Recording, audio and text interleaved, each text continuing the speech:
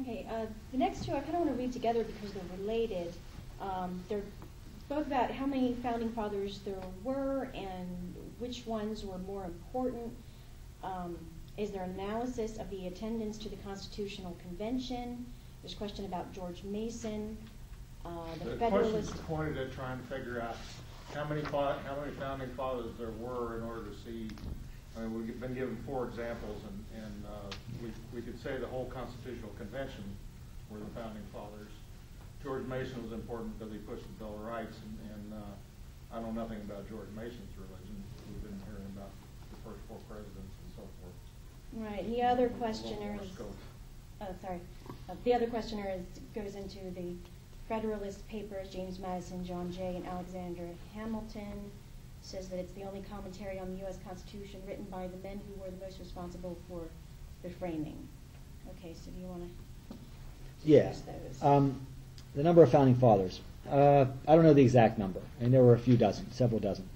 And as I pointed out during my remarks, it wasn't as if everybody agreed with what should be done. It was like any other body of people getting together to decide to do something. There were going to be factions and argument and debate and discussion. Now, fortunately, we don't really have real good notes about what went on. Madison did take some notes, but they're not extensive. It's kind of odd when you think about it, given the gravity of what was going on and the seriousness of the issue, that better notes were not taken, but that's the fact, they weren't. So we're left with a pretty sketchy record.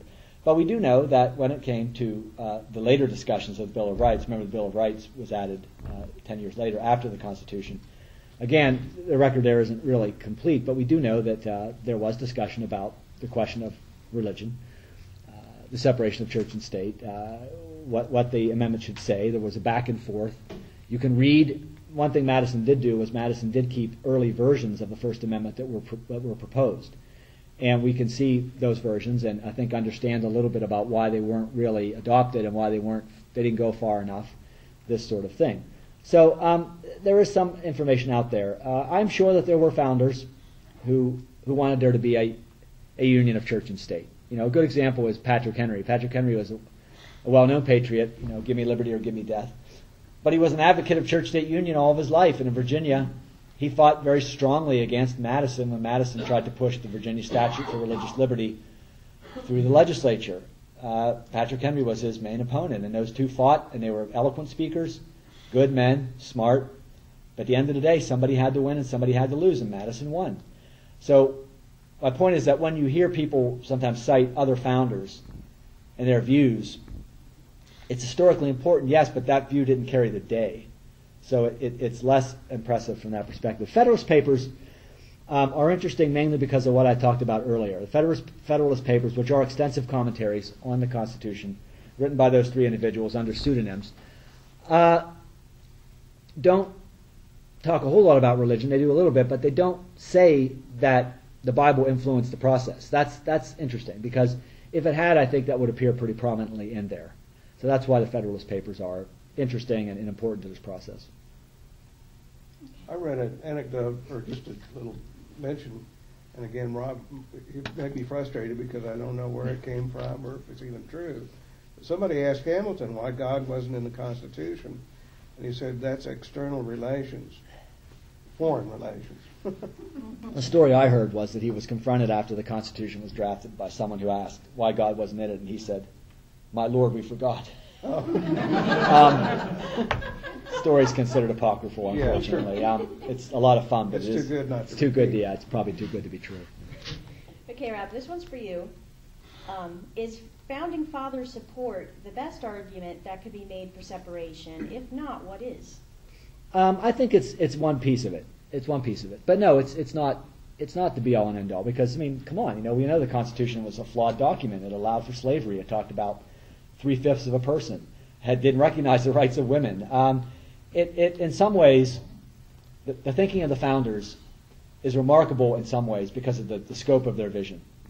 But in other ways, their thinking is remarkably cramped and tied to their times.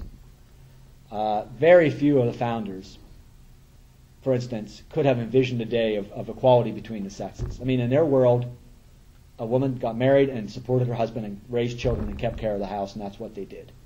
The idea of women having an independent intellectual life, a job, any kind of role to play in politics was just a joke to most of these folks. And certainly equality among the races, very, very threatening to them. So they had views that in many ways were tied strictly to the century of which they came. And I don't, it's unfortunate, but you would have hoped that they could have been a little more visionary like they were about religion. But on things like religion and freedom of speech and freedom of the press and freedom of assembly and some of the other rights that are guaranteed in our First Amendment, what they did really was trailblazing, groundbreaking, different, new, and bold. The genius of the Constitution, I think, although the right-wingers disagree with me on this, is that it is a document that adapts to time and allows itself to be redone when needed.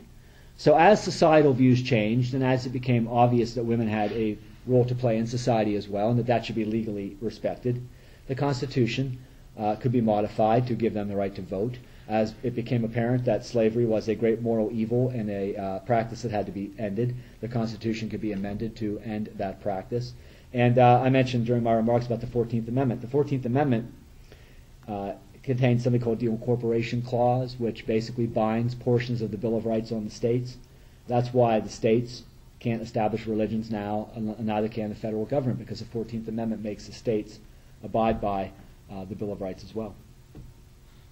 Okay. I gave a talk one time in Colby, Kansas, about free-thinking physicians, and there was a local doctor there in the 1890s who was an atheist. So I talked about this guy, and most of the people there didn't know that part of his story. And at the end of it, I said, well, let's think for a moment about our tradition of freedom in this country. If we don't say, for example, I was in Colby. I was in Atwood, and Colby is the next town south.